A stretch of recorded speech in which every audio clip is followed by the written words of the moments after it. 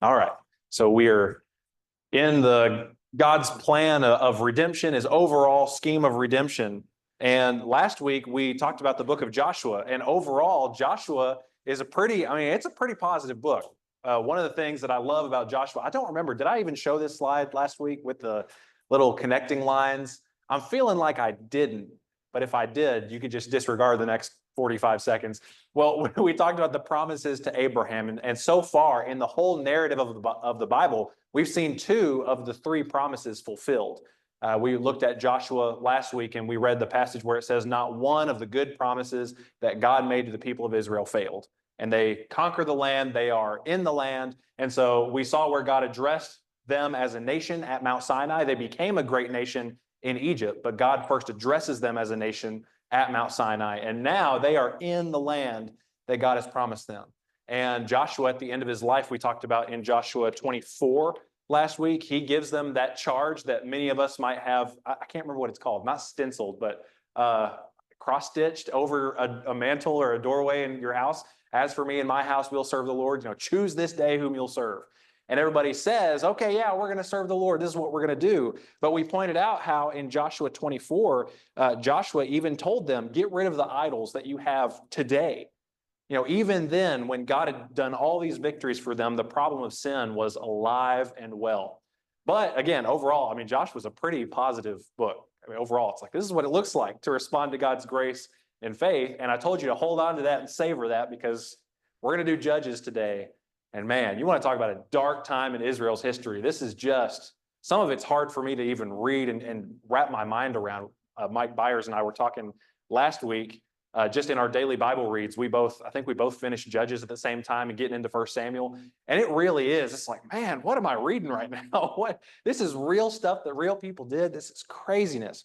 But if you'll turn over to the book of Judges, look at chapter 1, verse 1 with me, please. Because the people under the leadership of Joshua and the elders that outlived Joshua, they obeyed the Lord. We saw that in Joshua 24 last week. So look at Judges 1, chapter 1, verse 1, and we're going to notice it kind of looks like it's going to continue here.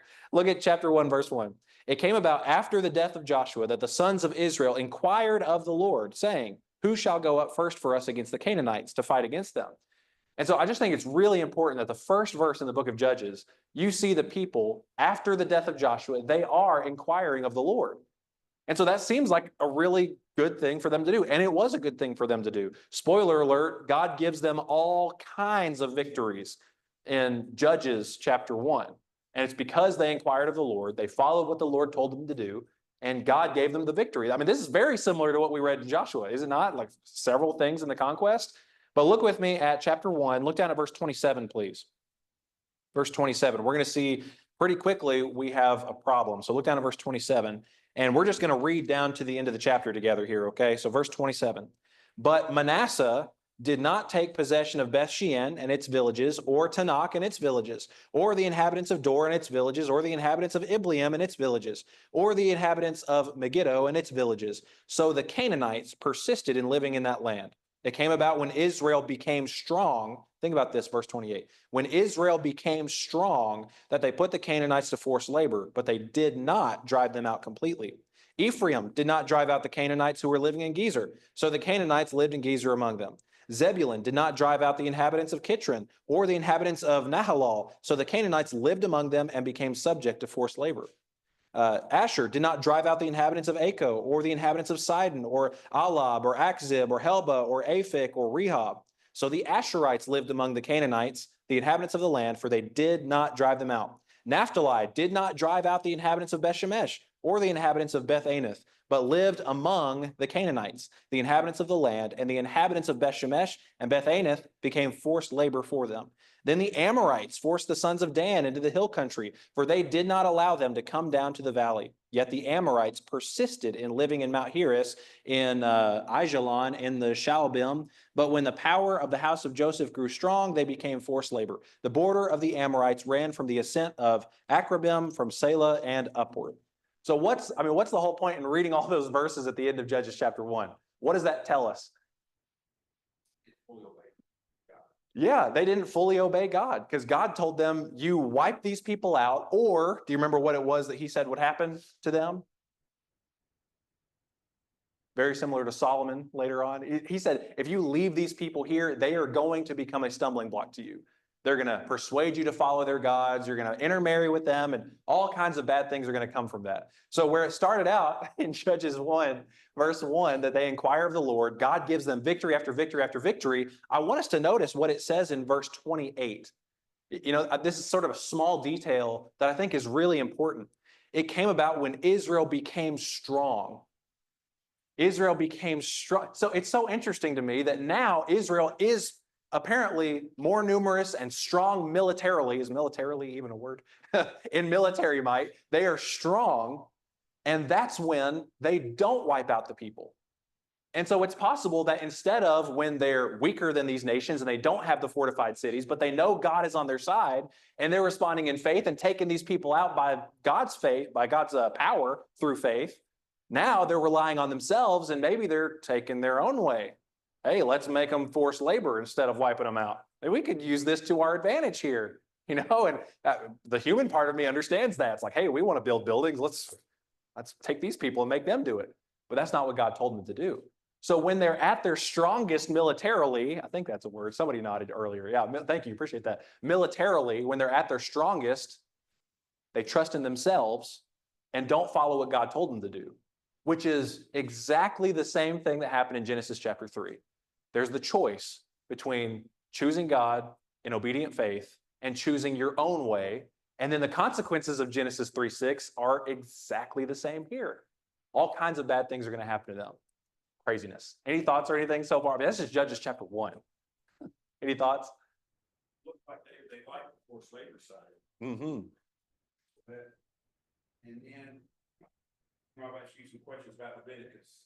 But a verse just jumped out to me this week. I was reading chapter 18, but I'm going back to it. But to me, this helps make sense even more on what we're reading here. But in these 16, 17, 18, particularly 17 and 18, God is telling them all these things they're not to do. They're not to worship false idols.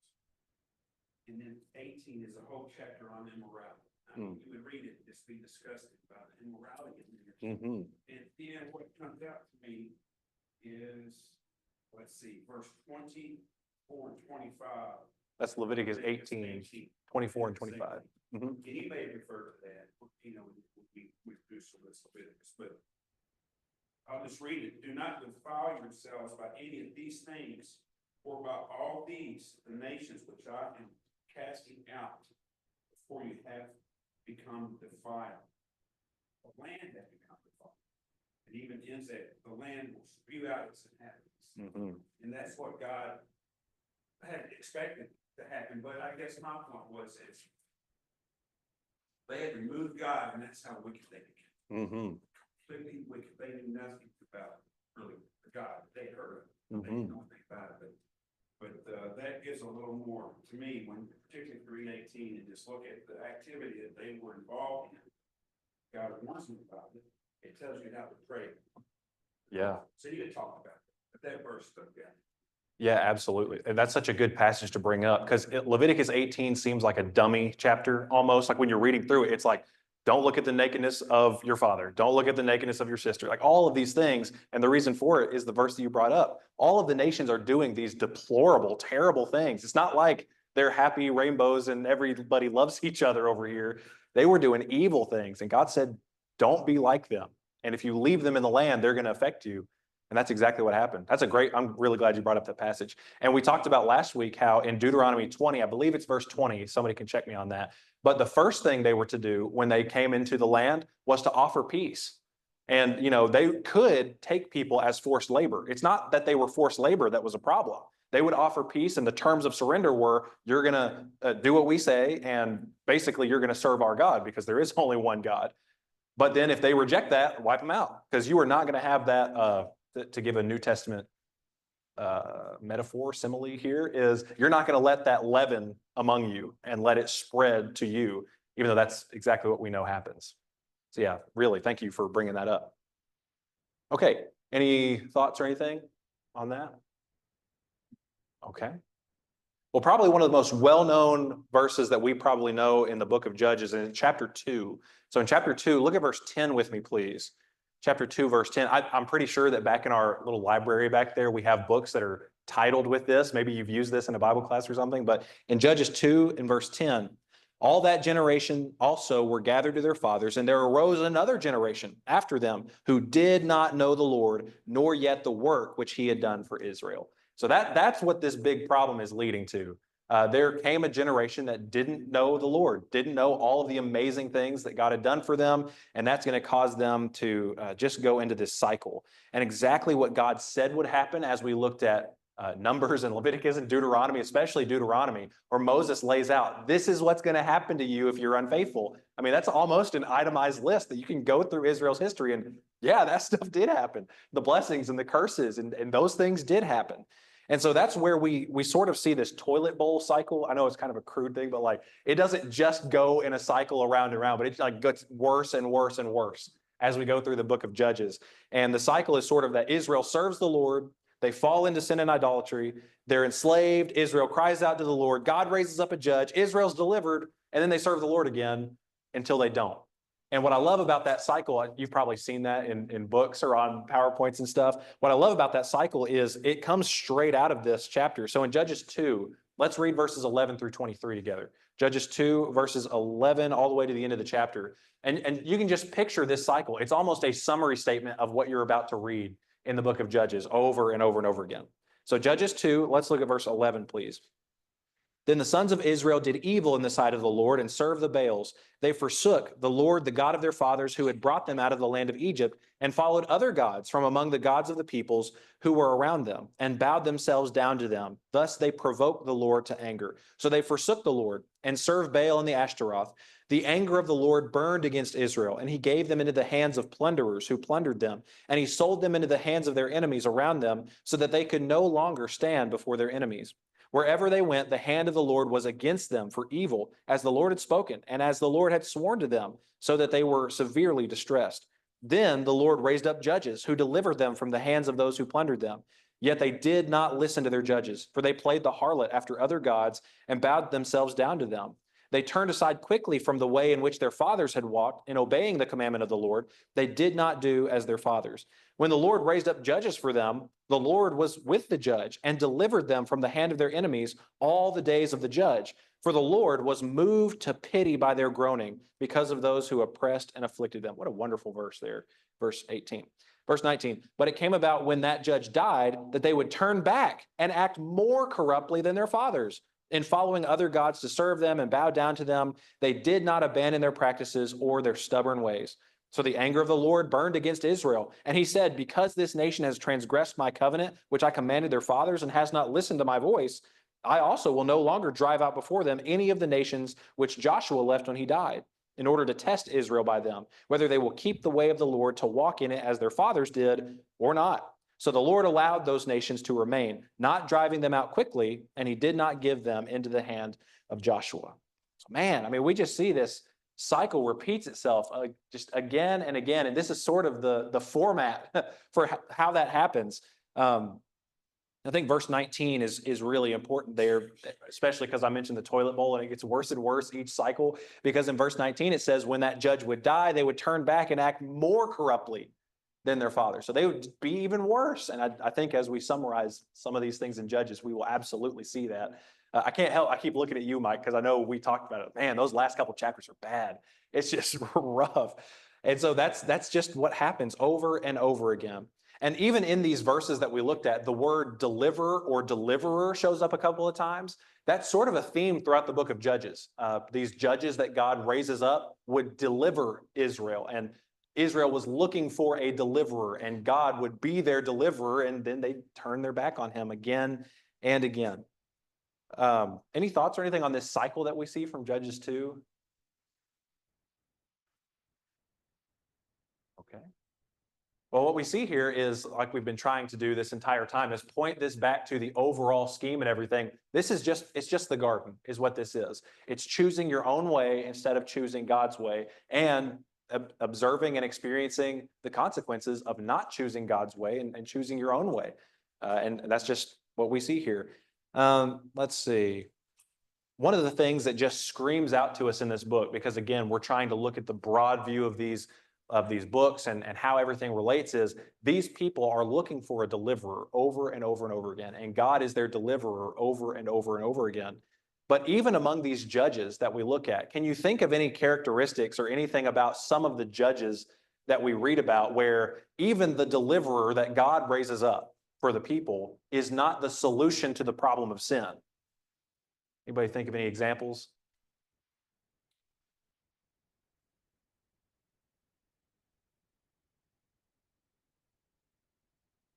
Samson? Yeah, that's kind of the biggest one that a lot of us think about. What about Samson?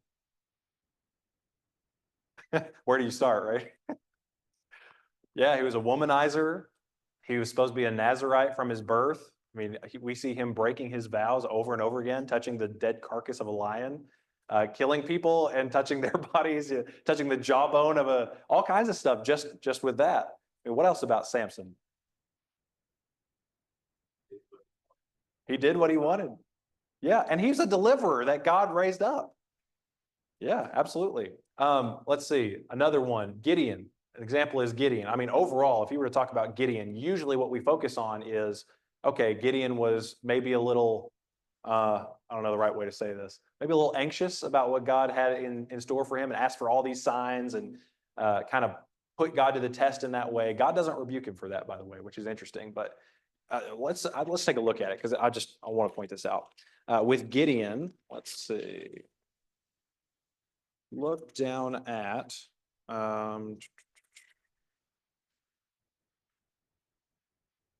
chapter 9, please.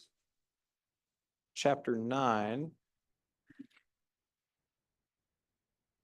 Oh, I'm sorry, chapter 8. I'm looking at the wrong one. Chapter 8. And after Gideon, really, Gideon doesn't even give the victory. God is the one who gives the victory, and Gideon gets a lot of the credit for it. So Gideon, look down at verse 22. Let's actually look at verse 22. The men of Israel said to Gideon, rule over us, both you and your son, also your son's son, for you have delivered us from the hand of Midian. Okay, deliver, look right there. You delivered us from the hand of Midian. That's not really true. It was God. But Gideon said to them, I will not rule over you, nor shall my son rule over you. The Lord shall rule over you. All right, Gideon, that's great. Yet Gideon said to them, I would request of you that each of you give me an earring from his spoil, for they had gold earrings because they were Ishmaelites. They said, we will surely give them. So they spread out a garment, and every one of them threw an earring there from his spoil.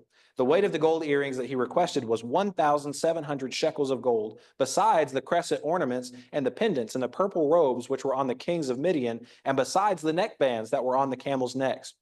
Gideon made it into an ephod and placed it in his city, Ophrah. And all Israel played the harlot with it there, so that it became a snare to Gideon and to his household. So Midian subdued before the sons of Israel, and they did not lift their heads anymore. The land was undisturbed for 40 years in the days of Gideon. That's just, give me your gold earrings and this, whatever. He makes this ephod, which, I mean, if you think about ephod, we talked about some stuff in Leviticus a while ago. What does that make you think of when you hear ephod? Somebody say priest. I thought I heard somebody whisper priest. But even more, yeah, thank you. Even more specifically, not just any priests, but the high priest. And Gideon's like, I'm going to make this ephod for myself, and I'm going to put it in Ophrah in my city. And we see that all Israel played the harlot with it there. In the Old Testament, when you see they played the harlot, most of the time they're talking about idolatry. And so Gideon gives them this victory, although it was God. And Gideon even says, the Lord will rule over you, which is great. But they're worshiping this ephod about Gideon. And what's even worse is that at the end of chapter 27, because they were doing, I mean, you can't control what other people do, right? So nobody would say, okay, Gideon did this. Maybe he had a good reason, whatever. But then we get the last last section of verse 27, so that it became a snare to Gideon and to his household. So, I mean, even somebody like Gideon, somebody's coming and groveling at this thing that you made about you. I mean, you could just imagine over time, that would be like, well, maybe I am kind of great. Maybe I am kind of nice. And it became a snare to him and to his household. So even Gideon, who, I mean, wonderful victory that God gave through Gideon, but even Gideon, this deliverer that God raised up, is not the solution to the problem of sin. But the problem of sin is still alive and well. I mean, we see Israel worshiping this thing about Gideon. Yes, sir. Someone like, say, Samson, and we look at the inappropriate things that he does, I think to a certain extent that comes from our focus on sin and avoiding sin as the primary goal of Christians, as opposed to doing good things. And I think that comes maybe from kind of an overcorrection towards Catholicism with its emphasis on works. I think the best Catholic is the person who does the most, is the Catholic who does the most good works. And in rejecting that overemphasis on works, we tend to, I think, sometimes think about, well, the best Christian is the Christian who does the less sin. You didn't do anything good, but you never sinned. So you're at the top. And we look at Samson and we judge him based on his sins, and we forget this is a man who gave his life and died defeating the enemies of his people. Yeah. And you also have to judge him for that. You have to judge him as a man who did a great thing and gave his life to do a great thing. Yeah, absolutely. And what does it say in, let's see, in Judges 17, it says in verse 30 that the dead whom he killed at his death were more than those whom he killed in his life.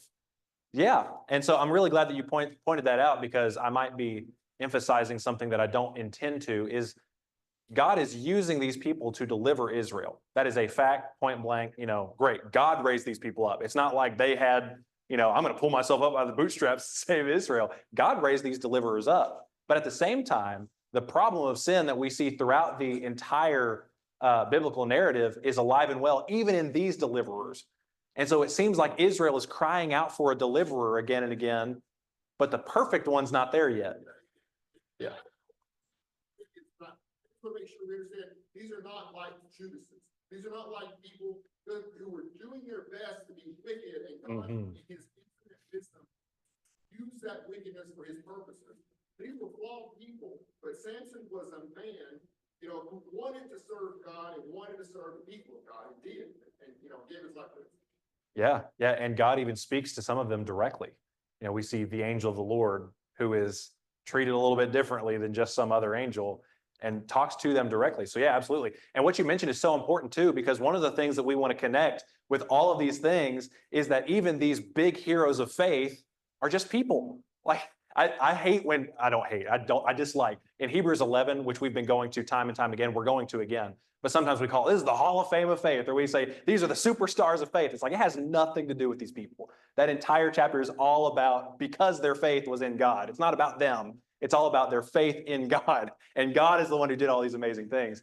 But the point that I think you really eloquently brought up is that they're just people, and they're flawed. And if somebody like Samson, who, we can say, oh man, look at all those things he did. He might read a transcript of our life choices and say, oh man, look at what that guy did. I don't know, maybe I'm the only one in the room, but it's just really, these are just people. And these people, even these deliverers, needed redemption just as much as anybody else that we read in this entire book, except for one person. And that's who all of this points to. God raised up a deliverer for his people to take them out of captivity. I mean, what does that sound like to you? God raised up a deliverer, his son, Jesus, to take his people out of the captivity, the bondage, the slavery of sin. And how many Old Testament stories do we have to point to where it's like, hey, here's the point. Hey, here's the point. Hey, here's the point. And then we miss the point so often, right? I appreciate that very much. You got me fired up this morning. I appreciate it. Any other thoughts or anything so far in Judges, or maybe another judge or actions? Yes, ma'am. Where it talks about, it just took a generation to forget God. God never stops pursuing us. We are sinful, the Israel, over and over, they messed up, they take about, over and over. But that's so important that we think about, about my kids. That's why it didn't matter how old our kids are, we never need to stop pursuing, just like God pursues us. Because all it takes is one generation. So, a lot of people are like, oh, they're 18 and on their own, but they're always your kids. So, you should always talk to them about God. You should always pursue them to keep them in the faith and not forget, have that generation. Yeah, just like God always pursues us. So we don't end up like that. Yeah, I appreciate that. My mom's here, by the way.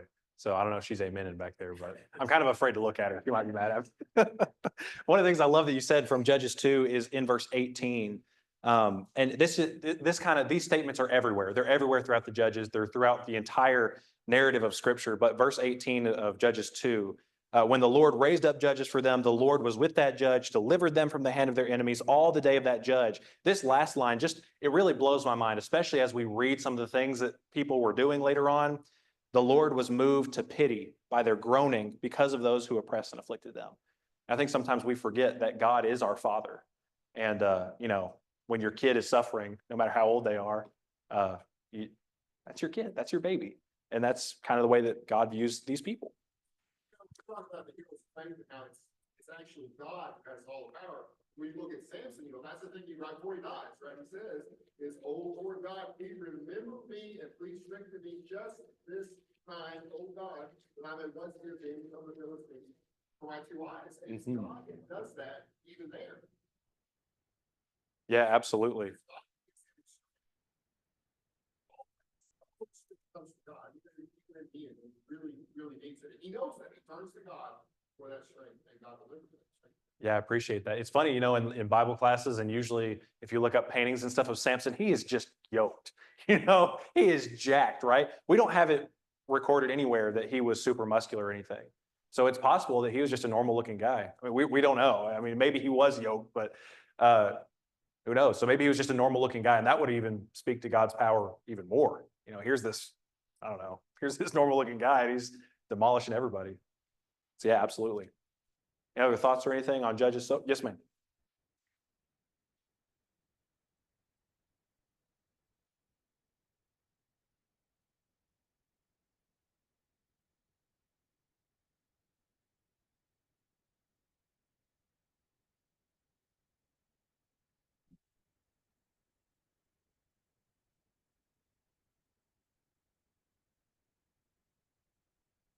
Mm,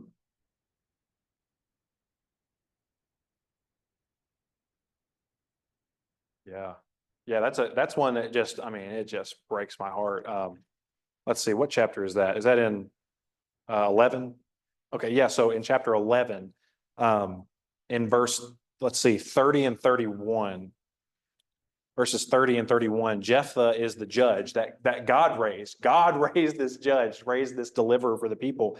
And in verses 30 and 30, by the way, he was the son of a prostitute. I mean, there you go. God used somebody who was the son of a prostitute. Sometimes we're like, oh, that person, nuh-uh, but God says yes. Okay, anyway, verse 30.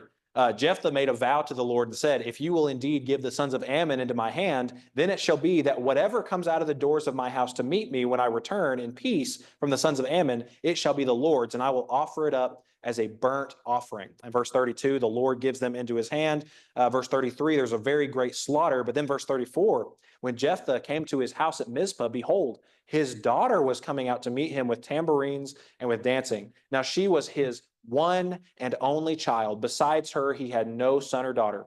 When he saw her, he tore his clothes and said, "Alas, my daughter, you have brought me very low. You are among those who trouble me, for I have given my word to the Lord, and I cannot take it back." And let's see, where is it? In verse 39, it says that at the end of 2 months, she returned to her father, who did to her according to the vow that he had made. She had no relations with a man. Thus it became a custom in Israel that the daughters of Israel went yearly to commemorate the daughter of Jephthah the Gileadite 4 days in the year. It says that Jephthah fulfilled his vow. And he said, "I will offer her as a burnt offering," or whatever comes out of my door. Man, that's just crazy. And the language that's used there is one and only daughter, his one and only child. And when you hear one and only child, who does that make you think of? Yeah, it's Jesus. And here's Jephthah, and we read this just absolutely heart-wrenching, story about this, and it just affects us gutturally, viscerally affects us, and yet sometimes the exact same story about Jesus doesn't affect us near as much. And it's far more important than even Jephthah and his daughter. I can't imagine, by the way, 2 little girls. Okay, any other thoughts or anything?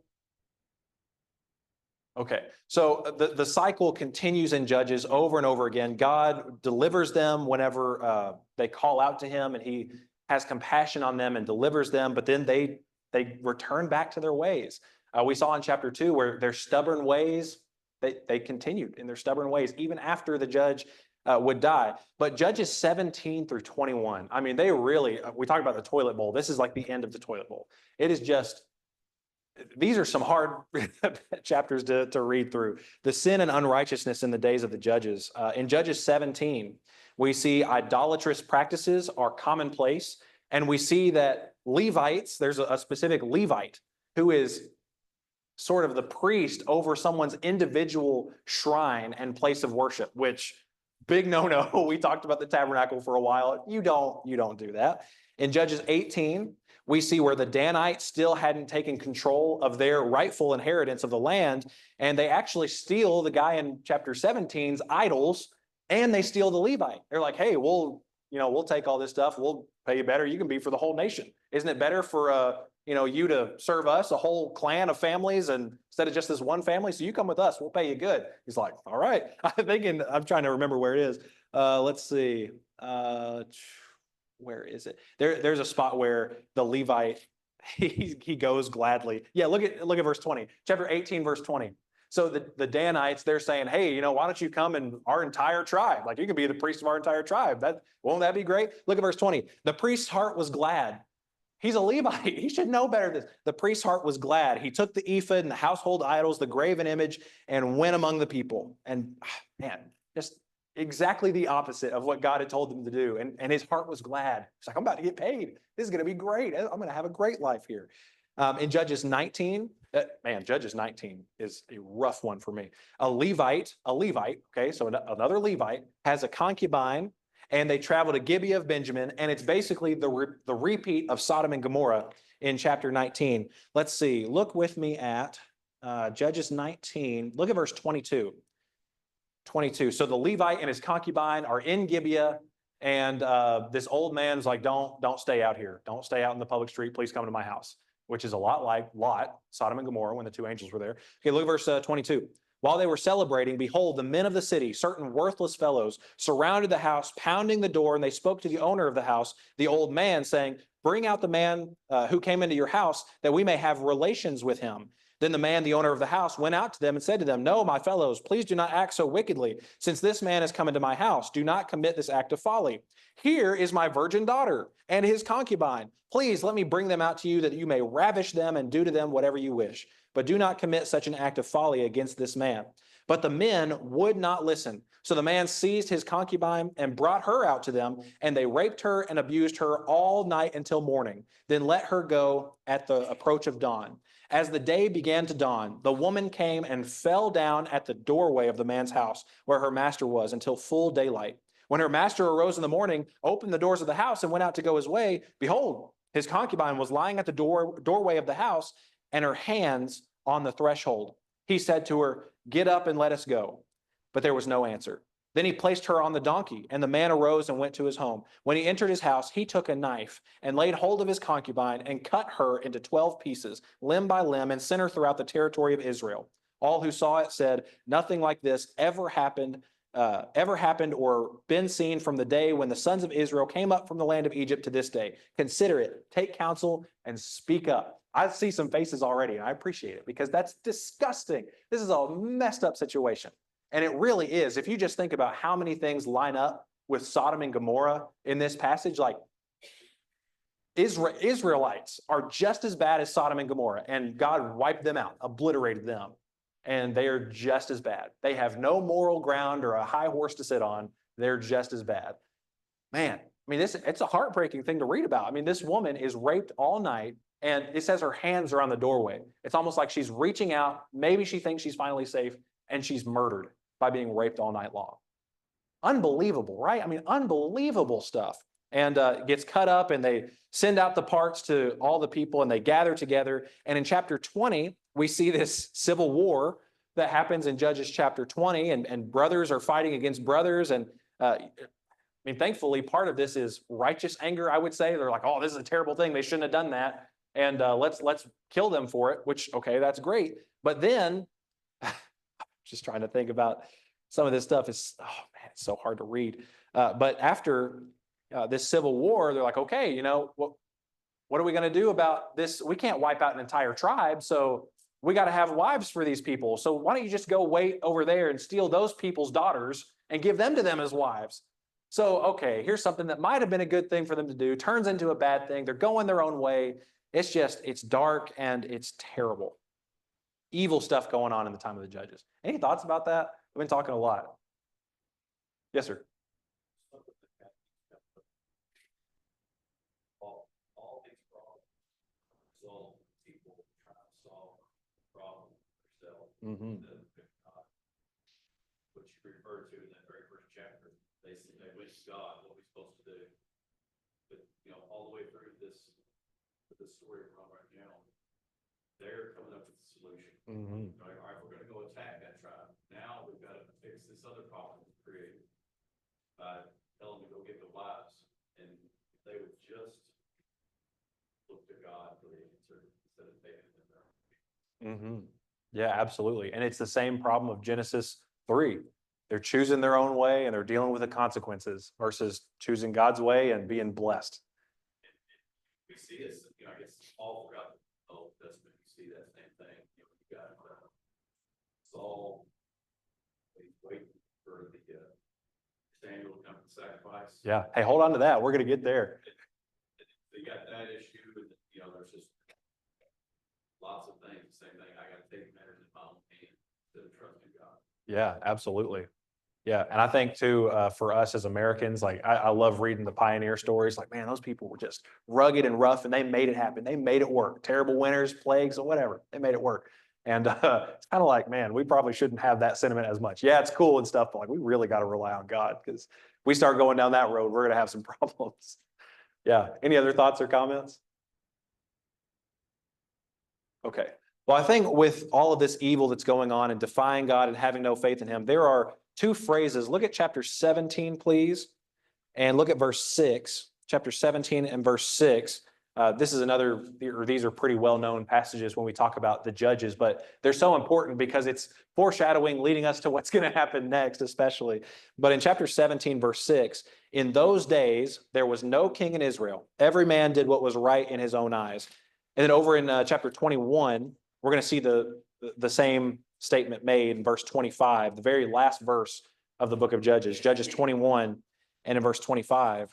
In those days, there was no king in Israel. Everyone did what was right in his own eyes. And I think this is a great time to bring up those passages based on what you just said, Mike, because there was a king over Israel. There was a king over every single part of the earth, over everything in existence, and it's God.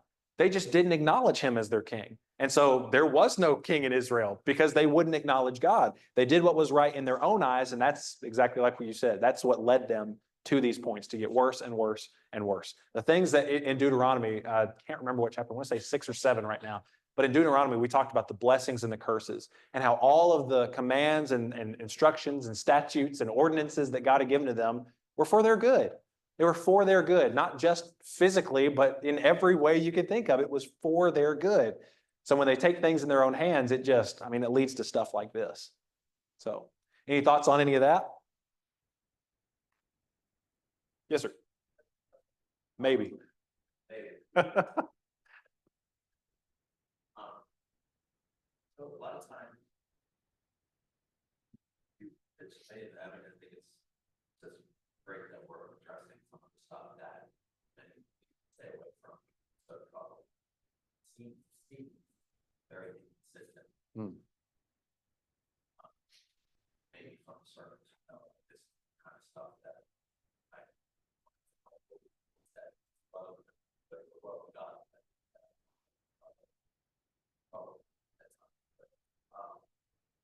Obviously God stops Abraham sacrificing.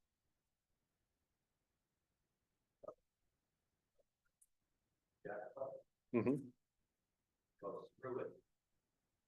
Right. Sacrifice God. And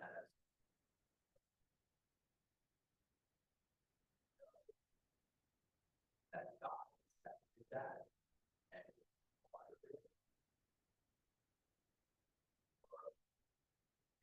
so we have to go out and there are times where it's wrong, good, holy. This just seems to be this way. Rather Mhm. automatically accept that God did, obviously allow, but this was considered holy to God. Mm. That's the first one, right? Not the second one. Okay, yeah, thank you, appreciate it. So first of all, talking about the things that God allows, like, oh, a loving God wouldn't allow that. We were talking about in chapter 2, this cycle where the people do the evil things and God would allow people to take over and make them slaves. That was their punishment. I only bring that up because we were talking about this not very long ago. So many people will say, a loving God wouldn't allow that to happen. Well, God punished them for it. But whenever God would raise up a deliverer because they would cry out to him in chapter 2, we talked about in verse 19, it came about when the judge died, they would turn back and act more corruptly than their fathers.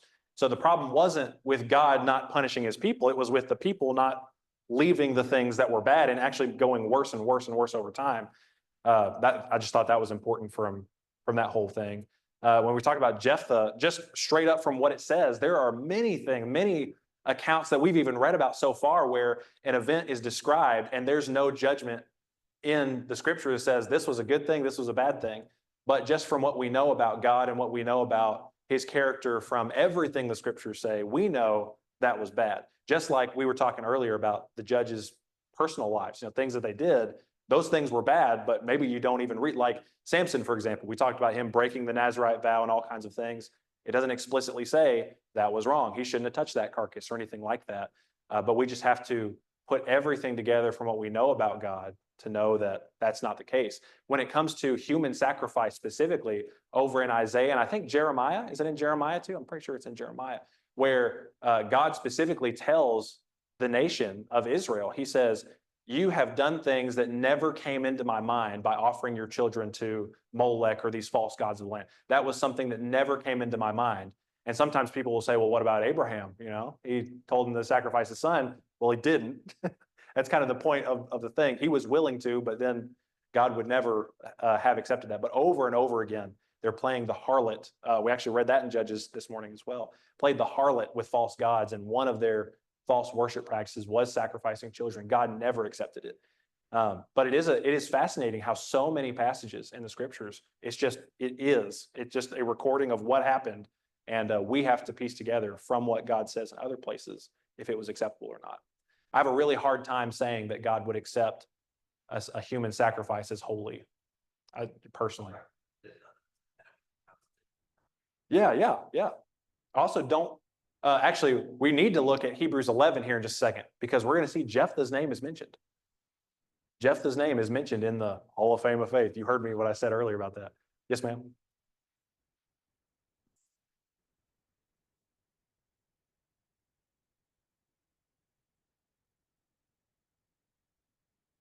Hmm.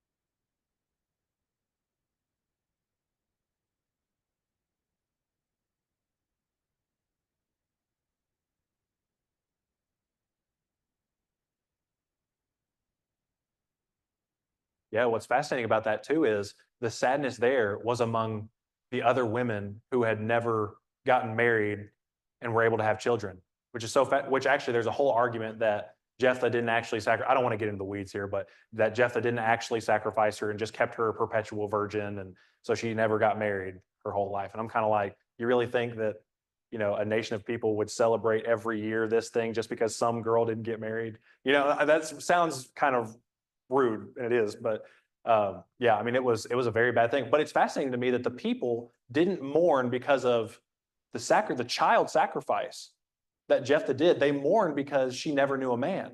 So that could also point to not only, I mean, people realized this was wrong, but even the thing that they thought was wrong was not in line with what we know about God. And so just talking about the cycle of getting further and further into sin, man, I mean, the thing that they mourned about was you're a perpetual virgin, or not a perpetual virgin. Yeah, the thing they mourned about was you, I believe, died a virgin and didn't marry. not about the actual, you're getting killed here, which, man, we could talk about that for a while too. Thank you for those comments though. Yes, sir. Yeah, not trusting in God, thinking that his vow is going to somehow influence the outcome of the battle. Out of God in the outcome. Jefferson thinks God, he is in control of the outcome. And he makes this foolish vow based upon his accomplishment. And it just spirals worse and worse. And that's the way sin is. Yeah, I appreciate that very much. Yes, sir.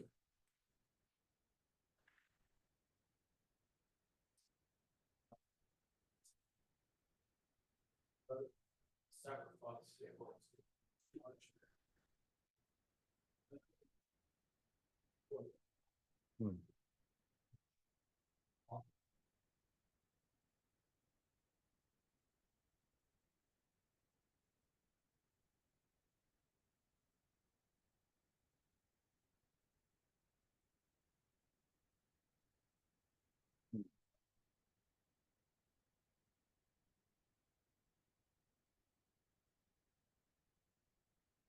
Yeah, and I think it was a time of sadness. I don't think it was a celebration, but we could look at that here in just a second. All right, thank you all very much. We're out of time. Thank you. We'll look at Hebrews 11, Lord willing, to start next week.